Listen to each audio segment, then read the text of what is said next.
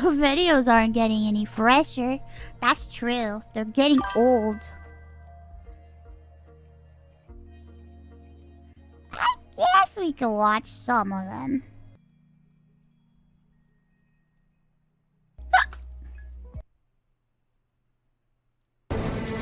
What in the hell are you doing to my lieutenant?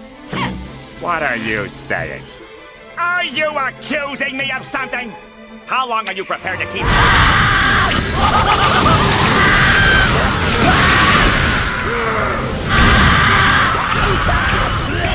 my god! Squidward's such a jerk. Oh my god!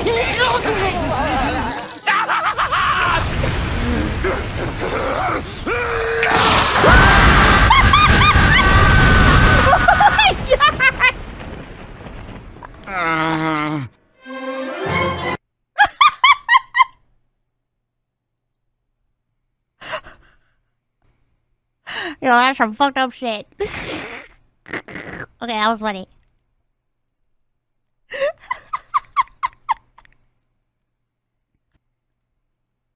This is doing numbers.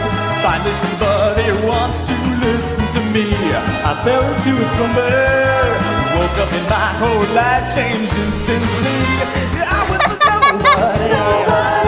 And now I'm a nobody. Posting something on the internet that people liked. What the fuck? Alright, that was funny. Wow, guys. Some of these aren't half bad. Years, I've had my wife, more boomerly known as the lady I live with, try out a handful of video games in order for me to get a better idea of what they're like for people who don't spend much time playing them. These informal experiments not only have given me a better understanding of some of the obstacles that exist for those with little to no experience with games, but also have been intriguing explorations of what goes into learning the language of gaming. As a result of these experiments, my wife went from being entirely unfamiliar with typical game conventions and mechanics to having a decent grasp over how games work and what they expect from players. She even took an interest in a couple of titles, playing them far beyond what I asked her to do for these videos. Why is my quality so shit? And she was well along in her journey of going from a non-gamer to a gamer. And now it's been a year and a half since she last picked up a controller. As it turns out, time never stops moving forward, a fact that has become especially apparent since adding a baby we live with to our household. Life gets away from you fast, but now we've had a few good nights of sleep and are ready for another informal experiment. While I assume she has retained some of the skills she built up through previous experiences, this gap almost certainly will lead to her being rustier than before. So clearly, the best way to ease her back into things is by having her play Elden Ring. I'm ready. Oh. Ready for battle. Can you get me someone to fight? No, not ready for battle!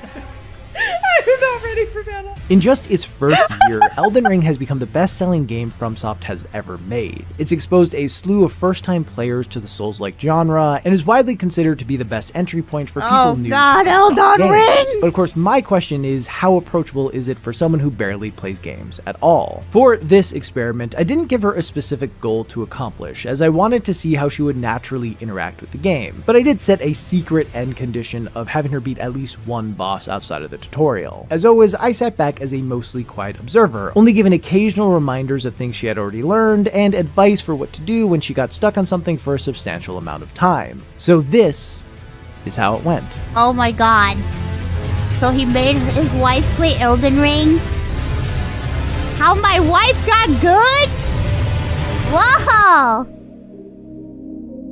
Uh-oh. As some of you may remember, one of the very first games I had my wife play for this series was Elden Ring's predecessor, Dark Souls, and it went pretty much exactly how you'd expect it to go. Are they still married? What?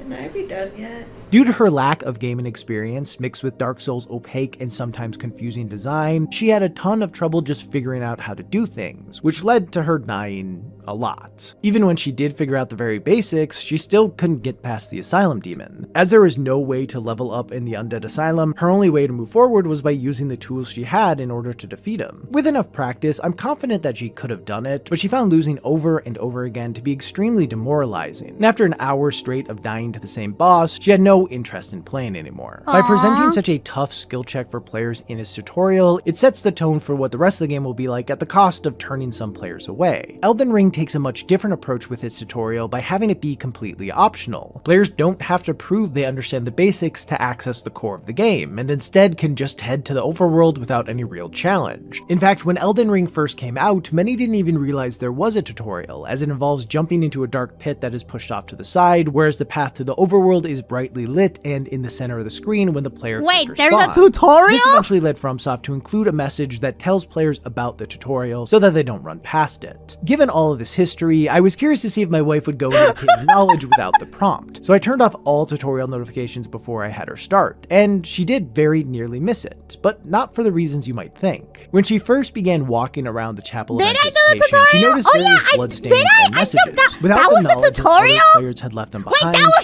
she assumed they were optional? made by the developers, almost as if they were a core part of understanding the game. So instead of viewing them as the random ramblings that they often are, she thought they were all important. In fairness, in Dark Souls, all of the messages in the tutorial are from the developers, and they largely just lay out the basic controls, so it is possible that her assumption of how they worked in Elden Ring came from that, although she barely had any recollection of her time with Dark Souls as it was so long ago, so if that was the connection she made, it was a Oh god, subconscious they're one. rolling, Anyway, they're in true rolling. FromSoft fashion, one of the first messages she read pointed to the side of a cliff and said to jump off. Incidentally,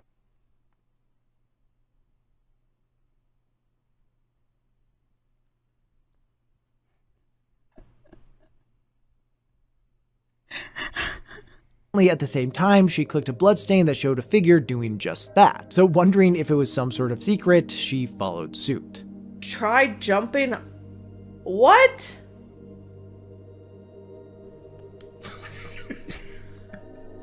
What? Are you kidding me?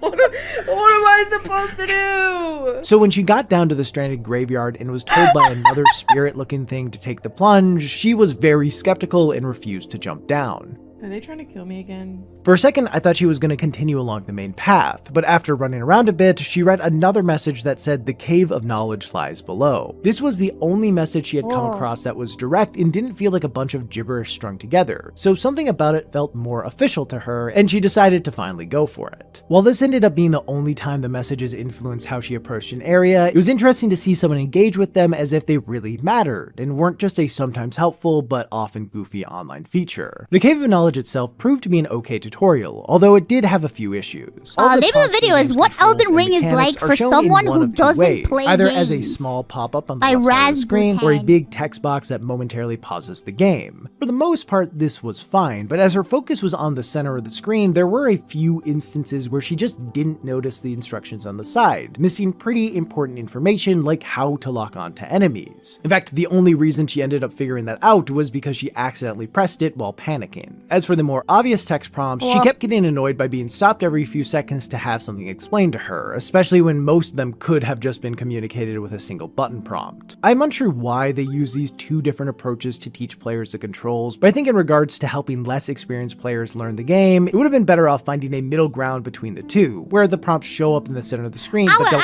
halt be the honest, game bro. completely. It makes things I don't read obvious those without things. being I don't read nearly the as prompts. annoying. Maybe I On the should, topic but of I don't. teaching players I the don't controls, read. one issue I have noticed don't throughout many read. of these I informal don't read. experiments Why is that a lot of read? games on PC don't allow players to customize Why the read? UI of button prompts. Oftentimes, the only option is the Xbox gamepad layout, which has also been adopted by Steam. As I only That own explains a lot. You know PlayStation what? We're controllers, gonna this has led to fight. some Me and confusion you, for we're my wife when fighting. playing We're games on fighting PC right now. that don't have that kind of customization, which was Not the case you. for Elden Ring. I actually ended up having to make a cheat sheet to help her out. Now, I understand that the vast majority of people who use a gamepad on PC will opt for an Xbox controller as it is the most compatible compatible with Windows, but there are a substantial number of people who use other controllers, and it seems like a missed opportunity to not support them. Having more customization for button UI only serves to make games more accessible. I'm not sure if this is a game or engine issue, and it could be far more complicated to incorporate than it seems on the surface. But even if it is, given the resources FromSoft has, it feels weird they didn't include it. While this is not the biggest deal in the world, it is a quality of life improvement that I would love to see in every game, as it would help a lot of players and save me from needing to buy an Xbox controller for future experiments. Anyway, on the whole, my wife had a much better time navigating the Cave of Knowledge than she did with the Undead Asylum. And I think a big part of that was due to it ending with a much more manageable boss fight.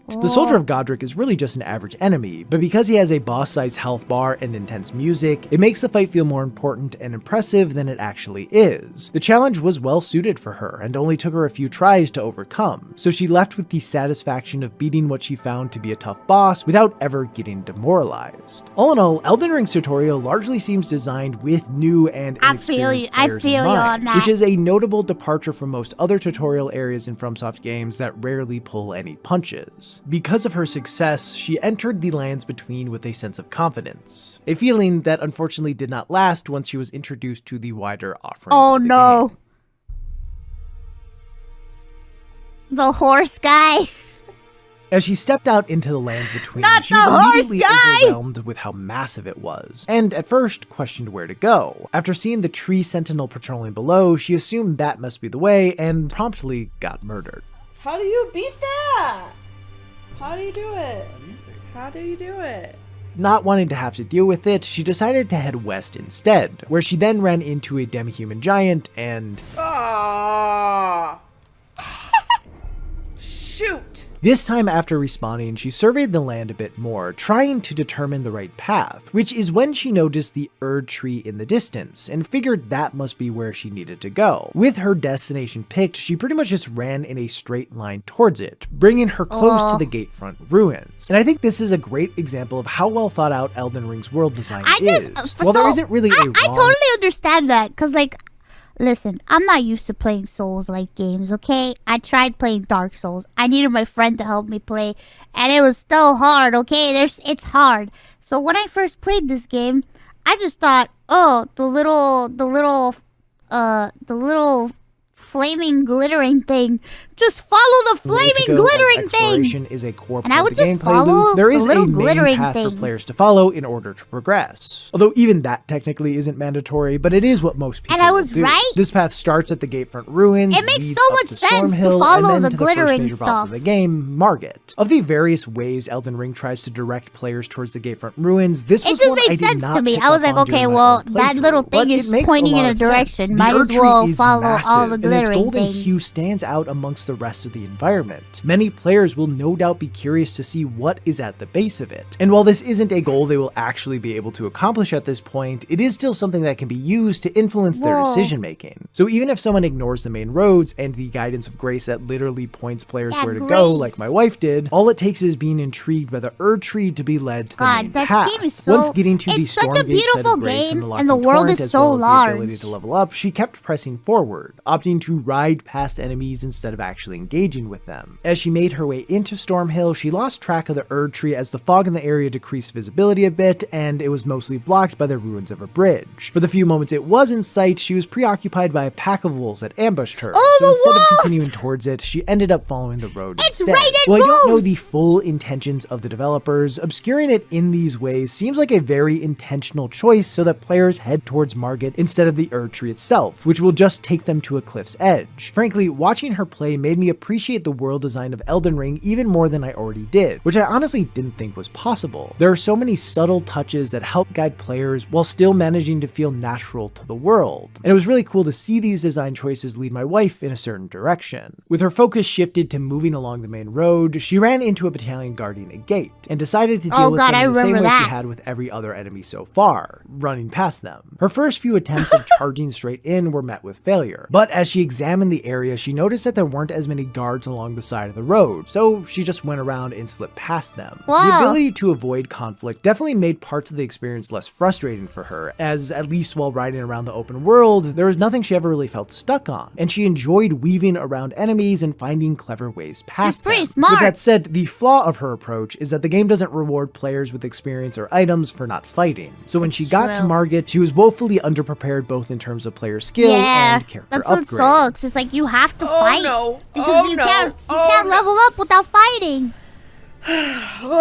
This game is so annoying. Gotta These sorts fight. of skill checks are common barriers in FromSoft titles. With the majority of their games, as there are only a few paths players can take, if they want to progress and see new areas, they will have to overcome difficult bosses pretty regularly, either by taking the time to learn their attack patterns and weaknesses, or grinding the same areas over and over again to level up enough and make them less Whoa. challenging. As I mentioned before, in Dark Souls, when my wife ran into a barrier like this, the frustration of losing so many times led her to want to stop playing. But her experience with Elden Ring in this regard ended up being a fair bit different. After dying a few times and realizing she stood no chance, she just went off to look for other things to engage with. Due to its open world structure, players have an incredible amount of options of stuff That's they true. can do. This makes You it can so do when they hit a anything, spot really. they're not ready for, instead of repeatedly I did that bashing though. their head I against the remember. wall, they can I simply started getting leave frustrated come and I back was like, later. Well, there are still I'm a just few gonna choke points get in good with Elden Ring magic, players and will I went need on to a eventually quest to, overcome like, in order to progress. Due to the get sheer the amount of best content magical that can be stuff accessed to, from like, the moment players set foot be the in best Limgrave, it wizard is I can be. unlikely they will be forced to conquer a Be challenge the best before they are magical ready to girl do that I so. can be. At least that's how it's supposed to work in theory. When my wife actually went off to find other things to do, it proved I to be went more to look difficult for the than comet expected. Azure She wanted to spell, find enemies to only fight so to she find could get out enough runes to that by level the time up, I got but it, she it struggled had with been knowing nerfed. where to look. She did come across a few encampments, but they all had a lot of enemies roaming around them. While she was able to pick off a few that hung around the damn it! outskirts, anytime she moved too far in and had to take on more than one enemy at a time, it didn't go well. There's a lot. Okay.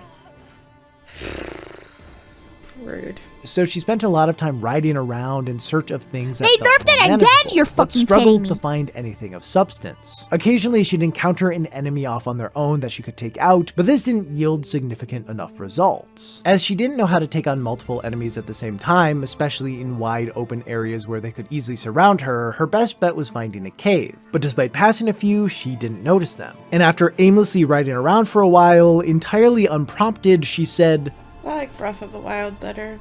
when I asked her why, along with saying it was just generally less stressful, she also remarked on how it was so much easier to find things. And that makes a lot of sense. The shrines and Sheikah towers stand out due to their bright orange lighting and sleek design that is unnatural to the Kingdom of Hyrule. Also, they can be spotted from far away, and will draw the attention of most players. Now, I personally think Elden Ring does a good job of signaling where points of interest are through Yeah, use of you light can sources, kinda but for see. her, these kinds of lights didn't register as a sign that there was something to explore. She just saw them as set dressing, so she never paid all that much mind to them. The style and visual language of a game has a huge impact on how individuals interpret things. And obviously, It's for just like- inexperienced players, the less complex that visual language is, the easier it will be to understand what Ring's they can world and is, can't like, engage bleak with. As a lot of and- Elden and Ring's visual it's a language fucked is up more subtle world. than Breath of the Beautiful, but Wild, fucked certain up. things just stood out less to her. Eventually, I gave her some pointers on what she should be looking for, and It's she a found a whole cave pretty different quickly, vibe. which is when the real challenge began, as she finally had to figure out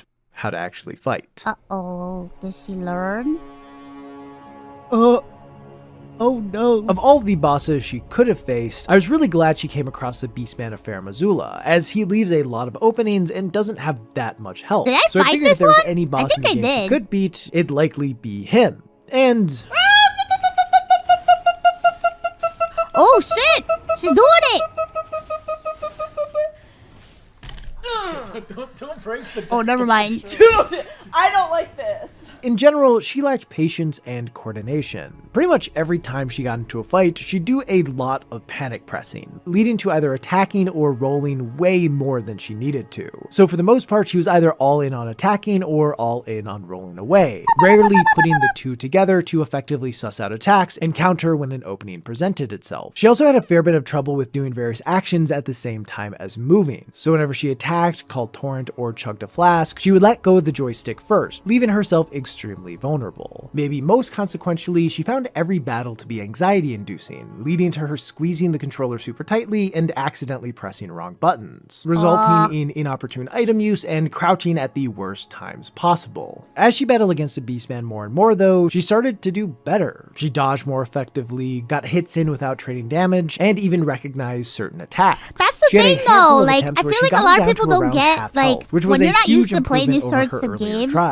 With that said, despite the You improvement panic. being encouraging, the And repeated it's failure scary. still proved to be immensely frustrating. She kept trying for a while, as something about the fight seemed more doable to her than the one with Margit had, but she eventually hit a point where it was clear that it would take a lot of grinding in order for her to beat him, and she didn't really have the tolerance to go through that, so it seemed like her playthrough would end there. However, after she stopped playing that day, I realized that there was a pretty major mechanic that she hadn't engaged with in the slightest that could help give her an edge, that being the Spirit Ashes. Unlike other iterations Spirit of summons in Ashes. FromSoft titles, the Spirit Ashes feel more like a core part of the game. While summoning in the Souls series requires the use of a limited resource, the Ashes only require FP or HP, making it a far more reliable tool. Having beaten the game almost entirely without using the Ashes, I hate you Millennia, I'd say that the bosses largely seem to be balanced around them, especially the fights with multiple enemies. And given that one of the most common rewards for exploring is an item that upgrades the spirits, it feels like the game was designed with the assumption that they would be a key part of the player's Kinda makes me arsenal. wanna play Naturally, Elden there will Ring. always be a contingent of Souls fans who refuse to use certain mechanics because they prefer to play that way, but not every player is am I looking for an fighting, extra Millennia? challenge. For folks struggling with the constant pressure many of the bosses put on them, the Spirit Ashes are a great way to redirect attention and deal more damage, so it seemed like the perfect I think thing I for my wanna- wife I to think use. I wanna step With that back said, for in. it being such a helpful item, especially for less experienced players, it is surprisingly Thanksgiving easy for to some miss. reason. It involves going to the Church of Ella at nighttime after getting access to Torrent, or buying it from the Twin Maiden My husks family's in the gonna Round be Table Hold out after enough time on a passes. trip I imagine there to are a spend few time with reasons they family, opted to make the item and I'm one gonna the be player by has to myself. find instead of one automatically given, but after watching my wife's playthrough, I think it would be a bit better if it was streaming something that nonstop couldn't for be like missed. 4 or Anyway, 5 I decided days, to have my wife give so I the won't fight be by another shot, myself. but this time with a spirit summon. So I pointed her in the right direction so she could get the Spirit Calling Bell and Lone Wolf Ashes. With a new tool at her disposal, she headed back to the cave So for that was another like, face-off. what game would I It play? was a bloodbath. The Beastman kept getting That would stun locked take by me the wolves, forever. and my wife jumped in every so often to deal a bit of damage A Thanksgiving until... a Thanksgiving a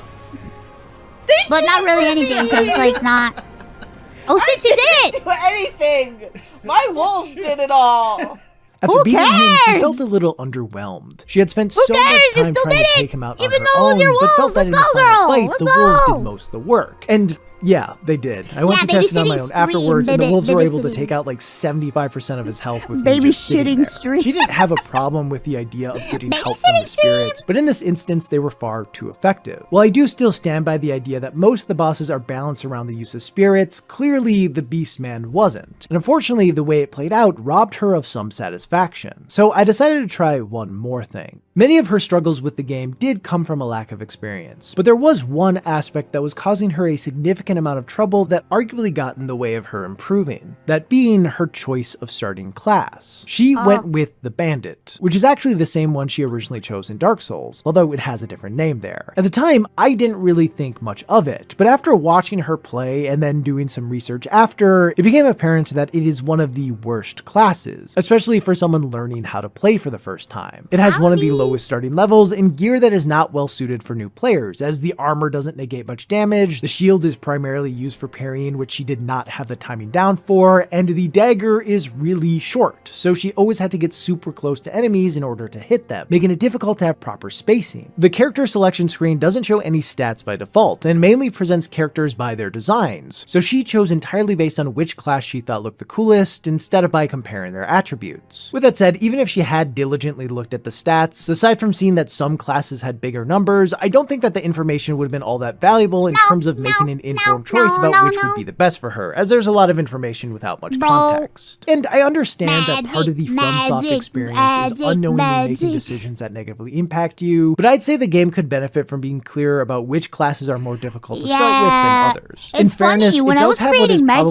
the character, best choice for new players, I be the literally first was option, like, and what oh, is this one certainly looks the cool, worst, I'll be the do this last one. but And this people were won't like, be no, that super one's hard, obvious don't for do those that less one. familiar with Souls games. While pretty much every new player will understand that they shouldn't pick the Wretch, that doesn't help them choose between the other classes. Anyway, in the hopes that it would make a difference, I created a new character for her, this time choosing the Vagabond, and got her back to the fight. Lo and behold, it felt like a way more reasonable challenge for her. Her attacks did significantly more damage that could cause knockback, and she was able to keep more space between her and the Beastman, all of which helped her better apply the skill she had gained during all of her failed attempts. With more health and defense, the build gave a bit more room for error, so when she did make a mistake, she wasn't punished as severely for it. And then, after a handful of tries,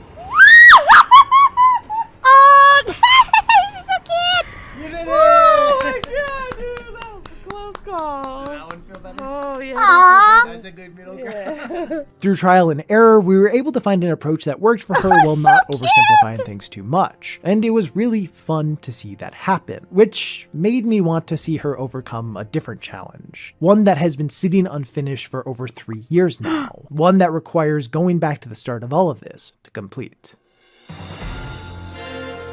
No, he made her go back.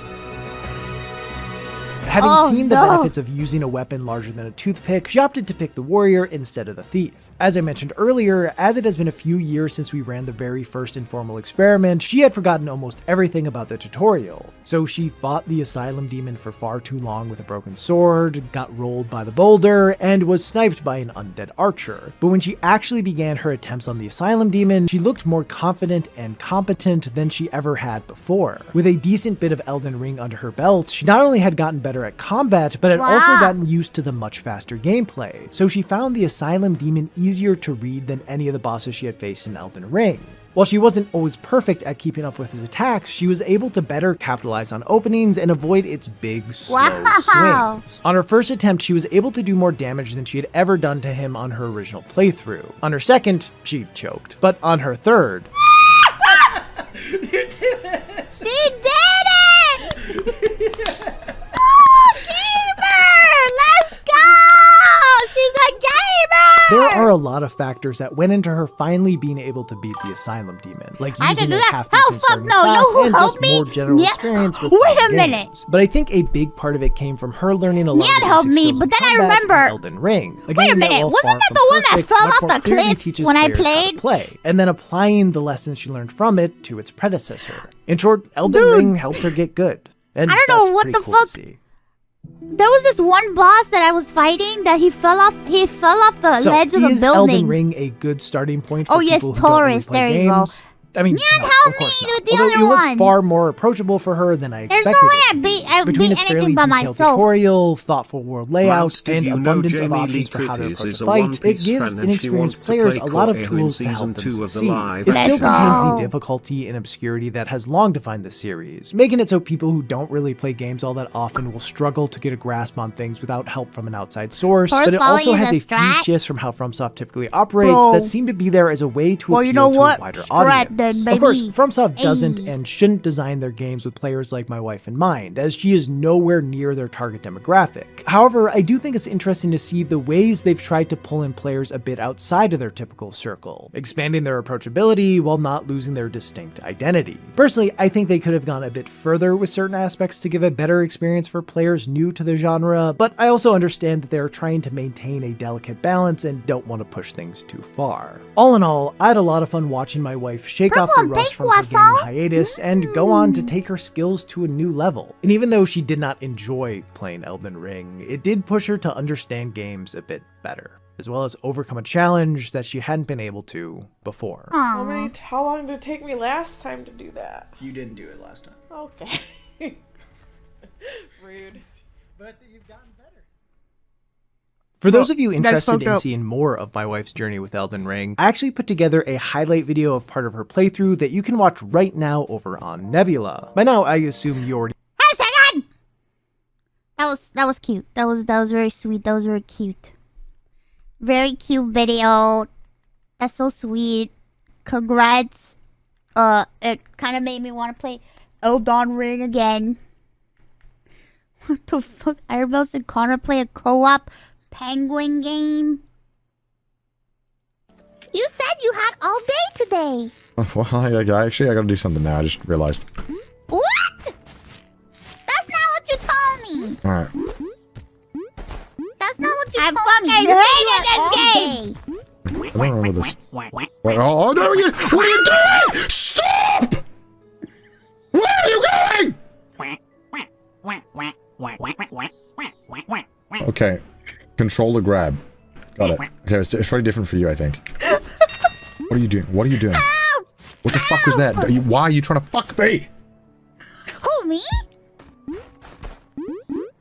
Okay, there we go. Oh, why would you let go? Okay, do not let go of things, alright? Come on. You got this. You're facing the wrong way, I think. Where are you going? Where are you going? Looking good. Alright, see y'all, we're doing great. Yeah. Ah! Okay, it was going great. Let me pull you up. Same technique again. We got this, alright? We double jump here. No! Where are you going? Stop! Why? Alright. I'm Cardi There we go. for the gifted subs. Alright, that was funny. God damn it!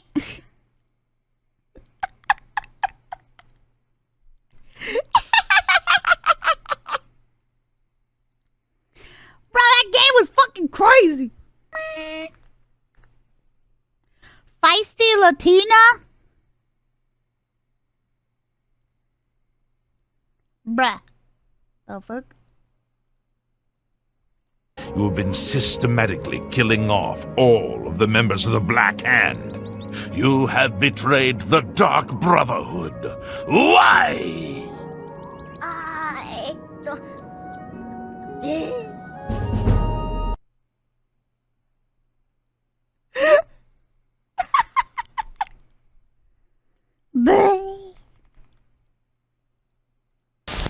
Are you ready for best pizza of life? Bring friends down to Pepperoni Hug Spot. Our chefs make pizza with heart and special touch. Cheese, pepperoni, vegetable, and more secret things. Need delivery? Pizzas come fast. Knock knock, who's there? Pizza magic. Eat Pepperoni Hug Spot pizza. Your tummy say thank you. Your mouth say, Pepperoni Hug Spot. It's like family, but with more cheese. Ew! What the fuck? Ah!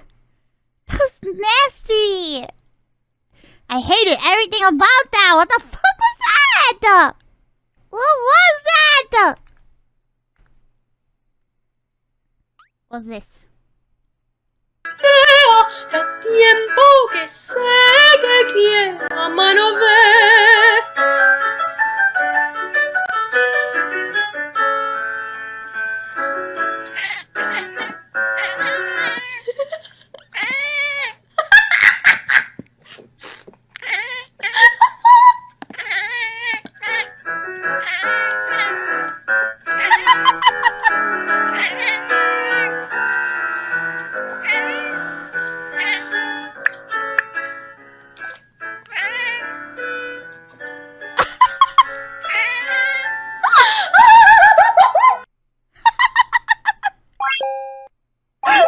Alright, that was cute. Yeah, you wanted to sing too. Let the cat sing.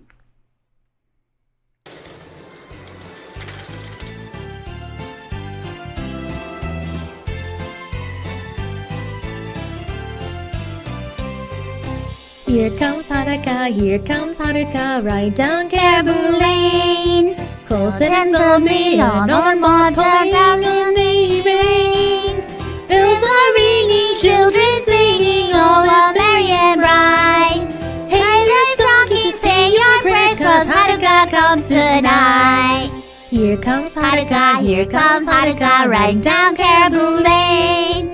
She's got a bag that's filled with tips for boys and girls again. She's so cute. Guys, calm down. It's just a Haruka song. Calm down. It's just a Haruka song. Stop, stop, stop. You're lucky it's Haruka. Oh my god. Our favorite channel. Hi and welcome back. In this video I'm going to be cutting a 20-sided die from a piece of Uperlite. Euperlite is a mineral that contains fluorescent sodalite. It has a crazy orange fluorescent that makes it glow like cooling lava. Euperlite is found by taking advantage of its fluorescence. Whoa. Reportedly, you can go out on the shores on a dark night and use a UV flashlight to look for highlighted stones. This piece was found on the shore of Lake Superior. You might notice my saw is a little small for a rock this size. So I have to rotate the rock into the blade a little bit like this. And it's not ideal, but it's a compromise that I make because I do all the processing of this dice making in my basement, and the small room I have in means space is limited. This means I have to compromise on things like this little tile saw. Whoa.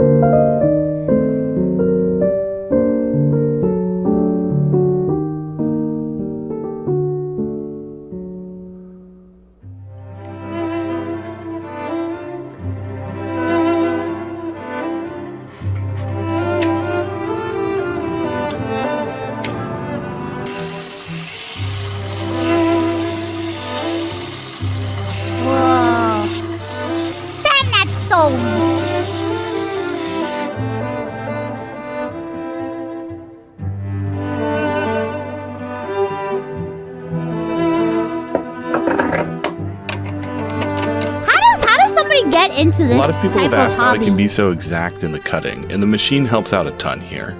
The machine has a physical stop on it How when do I you get get to a into set this? angle. How do you say, you know what? This I is think really I'm good gonna for make rough grinding, but for dice the out of finer stone. stuff, I use another feature on the machine. I want to polish I rocks. can set the machine so it beeps when it gets to a set angle.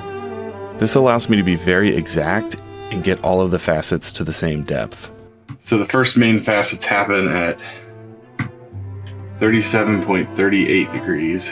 So what I'll do, I'll hit set. Now when this is grinding down, I'll be on here grinding down. Once it gets there, it'll beep at me and I'll know I'm there. So let's get started. Whoa.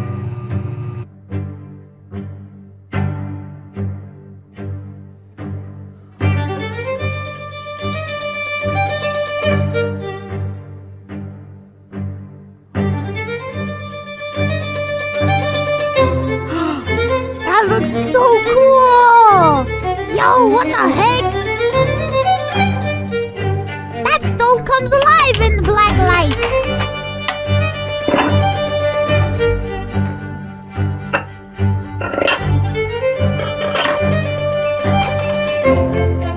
Wow!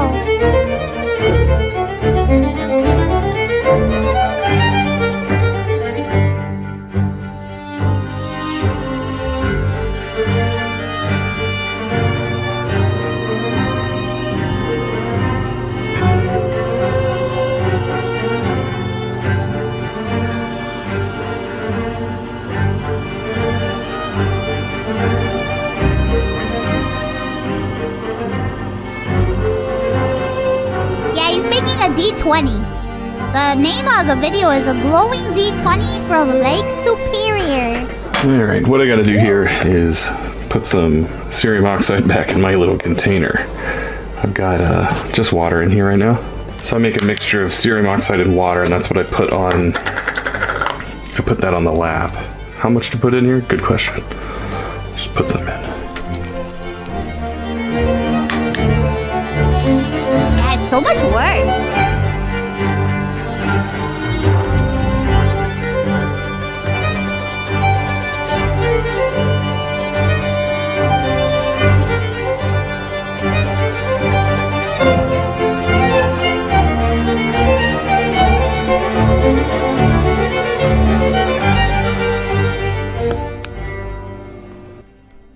I've been making dice for about 3 years, and as you could probably guess, making the same D20 over and over would get pretty stale.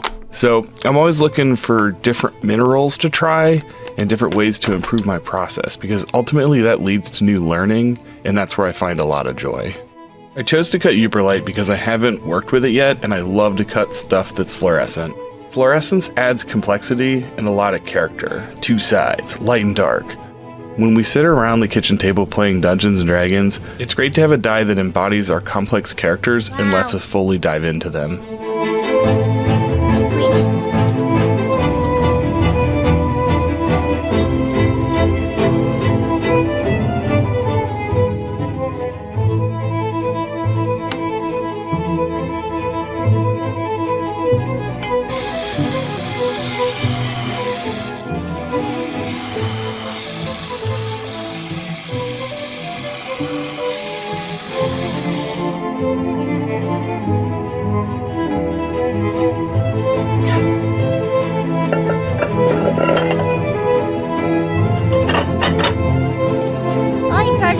It's amazing to me that an unassuming rock from the shore of Lake Superior can be picked up and crafted into something so fantastic.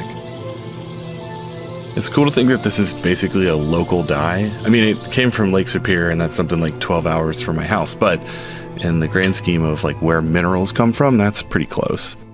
So it's kind of like farm to table, or maybe shore to dice tray?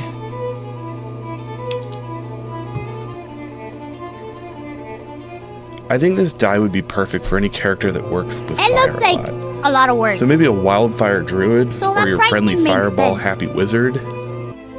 It would also make a great die for a barbarian, because this die has two sides to it. Its normal side, but under the right circumstances, it's a raging barbarian with fire in their eyes. Whoa. That's great.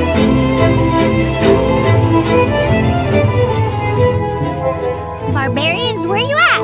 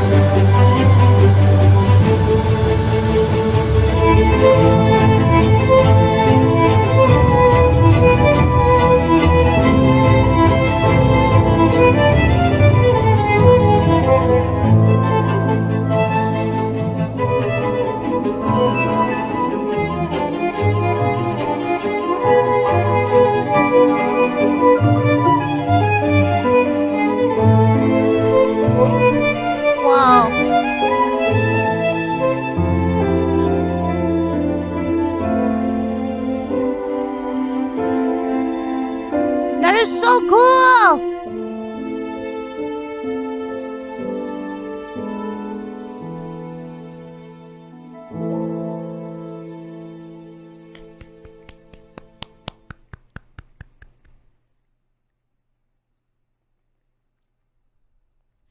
Beautiful! Wow, that was incredible. Thank you, Hidden Rockworks. Bro, his videos are always a banger. He always makes the best dies. I wish I kind of want to get one from him one day.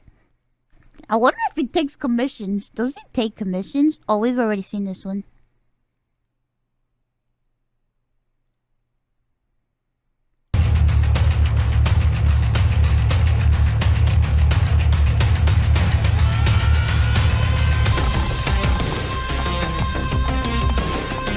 Whoa, what the fuck?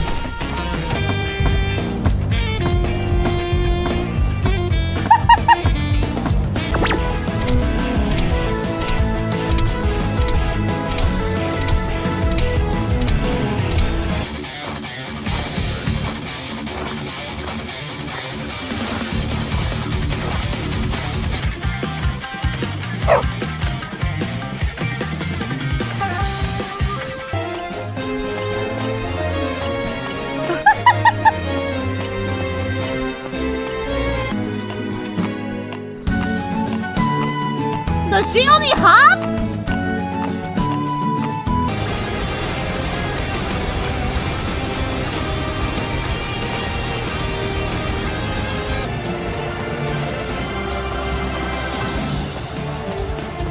What is this?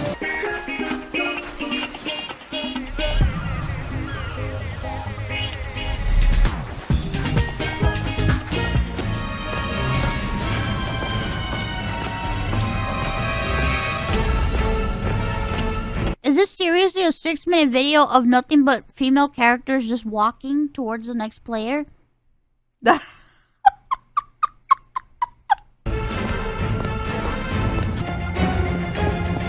my god!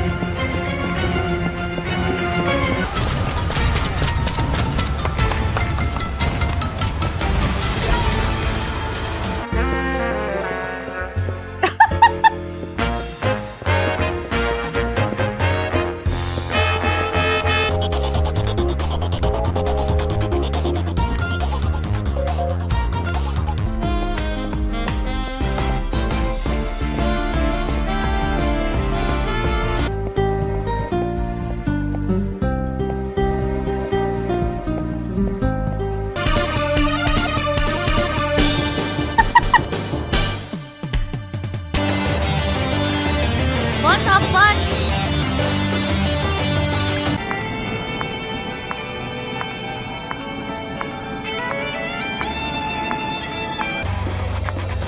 Ooh, cool, cool.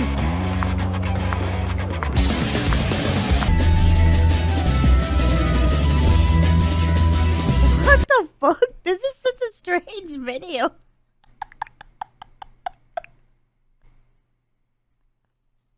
What a weird video.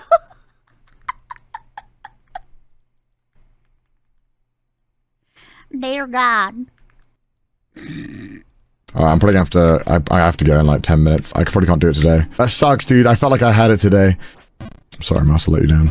You never let me down. You said I was gonna do it. This is why I'm maidenless. So. You're not maidenless.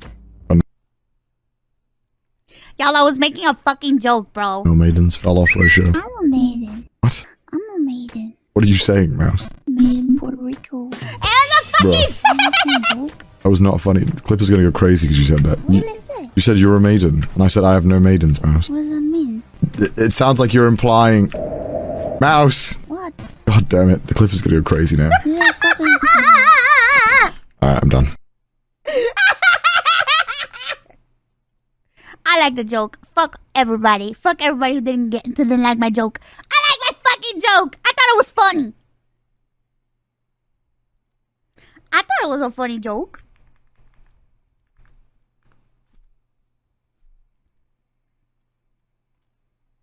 I thought it was a funny joke. It ain't my fault if you don't think it's good. It's not my fault if you don't have a sense of humor. You know? What the fuck is this?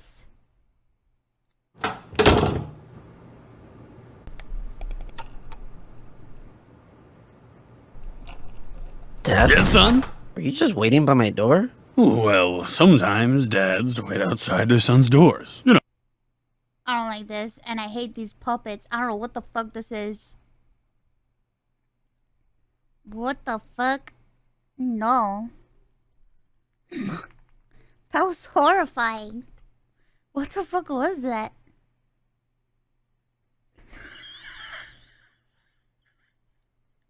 I'm gonna toss out a word. Do you feel inadequate?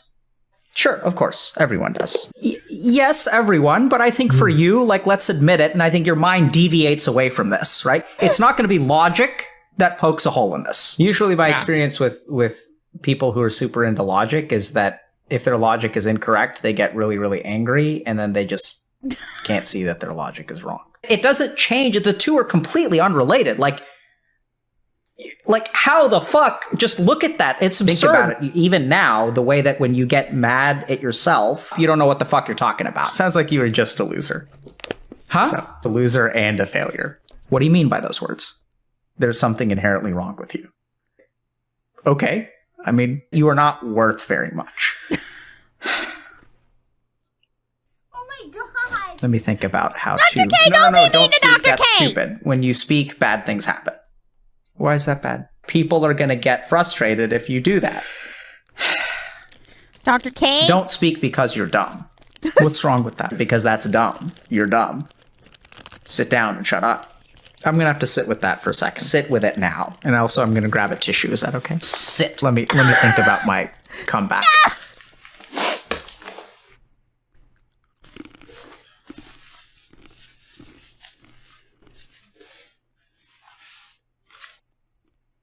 So did you want to say something else? It's all good, man. Okay. See, that was good. You sat with it. Dr. K. It's good. I mean, must have been. You were taught that being yourself is not okay. And I say that with love. Did you ever tell a YouTuber that you love them? Why? Where does that come from? I mean, I may think you're crazy, but I would love to hear. No, I'm not. No. I know this is going to sound super hokey. You don't. It doesn't need to make sense because ultimately all of this is experiential. Oh, no. Once you experience this, then you'll understand. Where is that coming from? Fucking tell me. No. I love you. What the fuck? Like, why does that happen? Like, no. I love you. No, like, why are you doing this to me, mind? I'm trying to explain to you, what love is, and like, you're not going to understand it until you experience. How the fuck do I get this to stop? What are you afraid of? What would happen if I did? And how did that make you feel? I don't know. Okay. Now we're getting somewhere. Like, it's like a process. It's like a relationship that develops over time. Sort of, yeah. Or arguably, you've already done it. You just don't realize it. We're getting there. Sure, we'll get there. That's quite a pair of balls you have there. Really, the biggest thing that I'd say you need to grow is like the penis. Yeah, it doesn't need to be that long. Are we making it hard? I suddenly find myself feeling like really excited. I'm gonna reach my hand in and like yank you out. It's the only thing that I can see. It's the only thing that I can touch. So if you look at the palms of my hands, they're like whitish. The ultimate way to come up for air is a dick joke. Were you always kind of the joker? It's like you had all that hurt, like there's just so much hurt back then, and you've learned how to wall it off with humor. Like, there's a lot of truth in comedy, right? Comedy helps us sit with very, very scary things. And that's what humor is. And you have a lot of humor. So like, the more you laugh, like, the more there's something there. Because we're good at that. Oh my god. This is absolutely demented. What the fuck? Jesus. Yeah, with the lo-fi BGM in the background.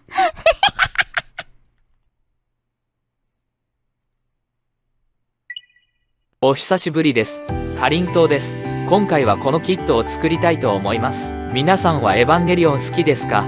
エヴァのフィギュアはたくさんありますが、今回は少し珍しくリアル寄りなフィギュア、アトリエイト発売、エヴァンゲリオンフィギュアです。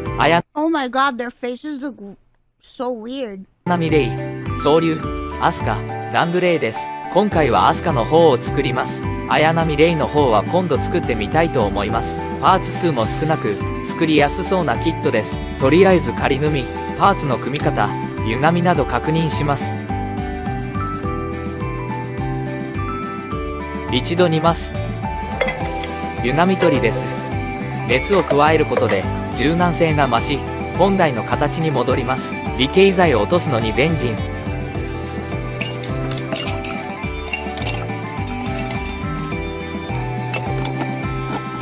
蓋してシャカシャカ。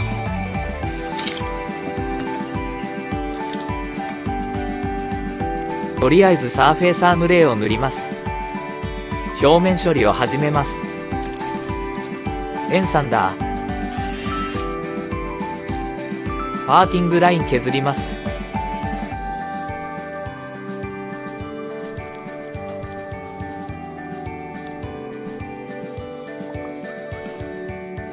表面処理が終わったら塗装開始。髪の毛、とりあえず下地パール。髪の毛塗るの苦手です。あまり正解がわかりません。なので、いつも植毛に逃げてます。色でグラデーションつけなくても、陰影なで安くします。クリアのオレンジ。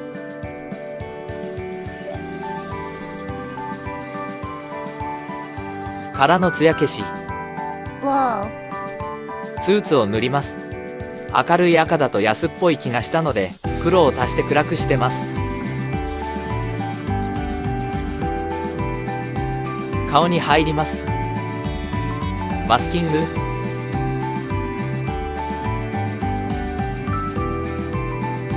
もみあげ、境界部分はマスキングゾル。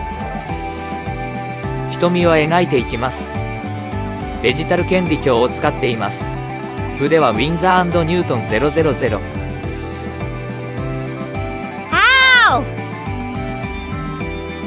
次は肌塗装。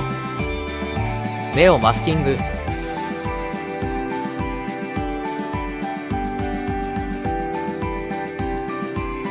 肌色のベースはミスターカラー111。ある程度塗ったらお化粧します。ウェザリングマスター。血色を良くしていきます。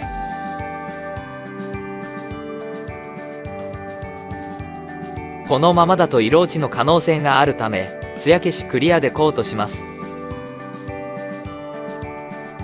Wow! Putting on some makeup?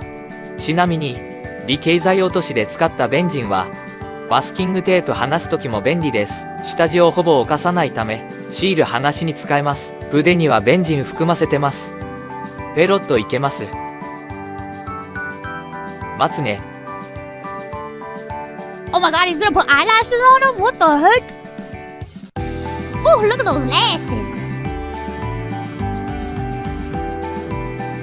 Is he gonna apply each 使うのは先端だけ。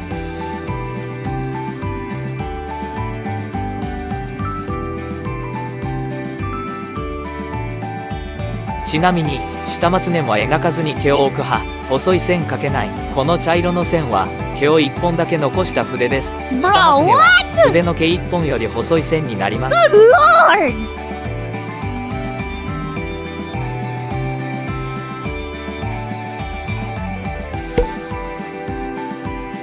このゾルナ離れるとき気持ちいい。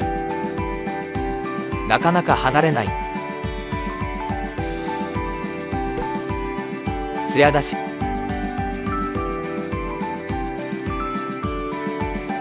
スーツの塗装。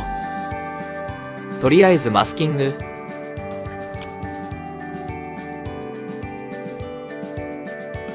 The precision!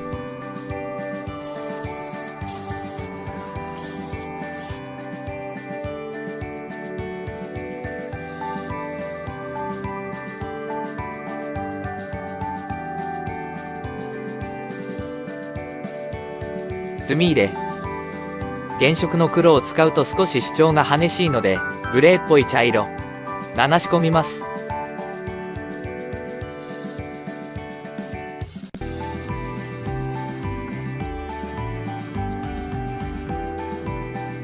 余分な分を拭き取ります。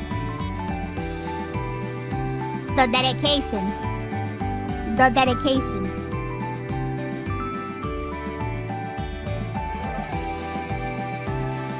接着。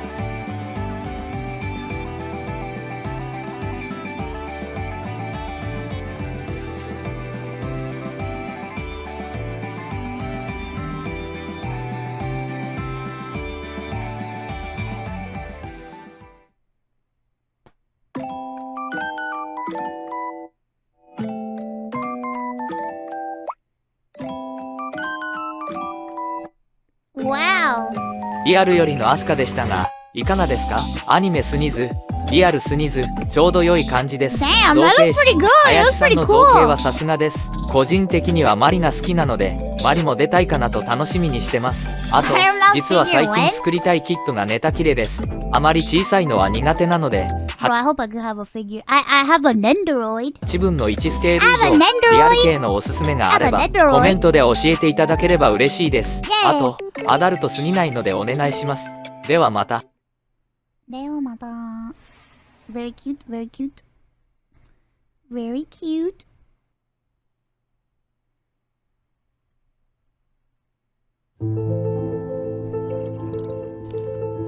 Hey, bro. What's up? There's nothing good on. Yeah. I could recommend you something. Flash animations. I love flash animations. And you would? Pringles, Xiao Xiao, Adam Phillips. So good. And I wish I could make an animation. Well, maybe I could point you in the right direction. You simply right-click and create a motion tween. And then I could learn to be a flash animator. I'm gonna make an animation where Goku fights hundreds of androids. And then he has to make a spirit bomb that's bigger than the whole universe. That's what I'm gonna do. Hey, where are you going? I'm gonna make an animation. But I wanted to show you some other cool stuff.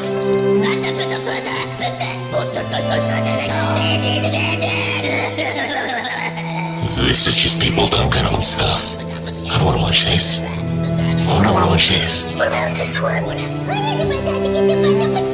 the fuck? Maybe I can give this one a shot. What the fuck?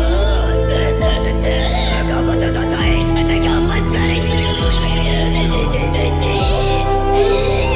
gonna go make an animation now. But I got so many things to show you.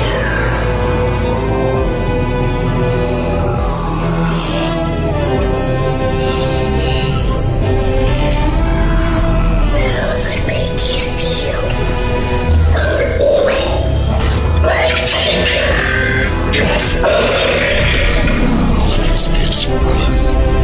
Freaking beautiful. And I don't know why. I like all the things you showed me.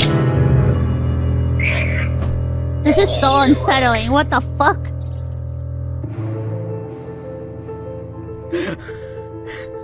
Oh god! I'll never make that animation now. Oh my god, that's some Black Mirror shit. What the fuck?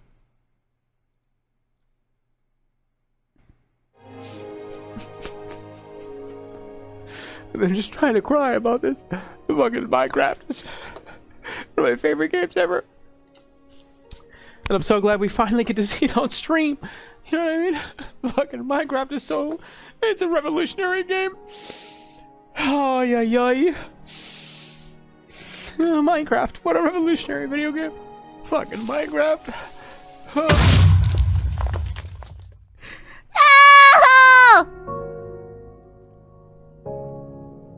I hate this. Every second of this, I hate it. Hey, thanks for watching. If you want to see more videos, then ooh, there you go. I'll see you in the next one. Bye-bye. Wow. Oh no, now I want to play Minecraft. Help.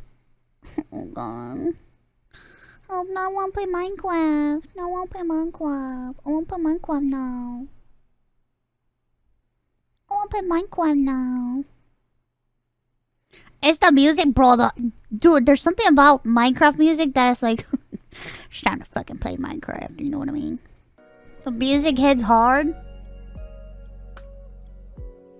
I do always want to play Minecraft. So it's like either I play Minecraft on stream or I may play Minecraft off stream and I don't stream. So it's like, what do you want from me? I just want to play some Minecraft.